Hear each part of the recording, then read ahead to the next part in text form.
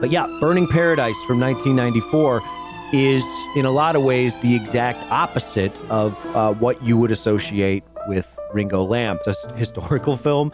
It's like high fantasy. It's what Ringo Lam would call a swordsman film, which are these, like in Chinese fantasy action films. He hates these movies so much. They're trapped in like an inescapable church prison, just nonstop decapitations, horse murder, and dick jokes, and then a lot of traps and stuff. So it's fun. It's great. It's basically perfect. Right, yeah, your mind goes to Shaw Brothers on this. I mean, obviously it's closer to like Choi Hawk in scope and production. Like it's pretty gorgeous. I mean, there are times where it looks like a fucking kung fu movie where you're like, okay, that was an interesting fucking jump cut.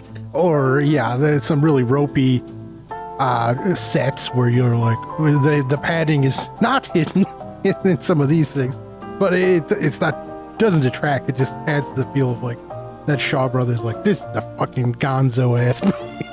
Oh my god. Yeah, it's a really interesting element to it, because it's very much, he's saying gonzo is really a good way to describe Ringo Lam's injection into a pretty at this point, well-established genre, retelling a very well-established story. That the sacking of the Red Lotus Temple is a very old story, and it's actually got very long roots in Hong Kong cinema. It's been made. It starts off as just kind of like a standard like kung fu movie that you're kind of like, okay, here's the good guy, here's the bad guy. Even the villain of this movie is trapped in the temple over which he presides. At one point he says, if you could just leave the Red Lotus Temple, I'd leave. There's just any chance they get to have people run across that bridge or fight on that bridge to the point where they're like, okay, well, we got to use the bridge again. What are we going to do? Light the whole fucking room on fire. Sure. Yeah, they do also have an incredibly fake horse corpse, so that's another boom Right, bonus. yeah, we do have an actual horse decapitation, which that you don't see that every day.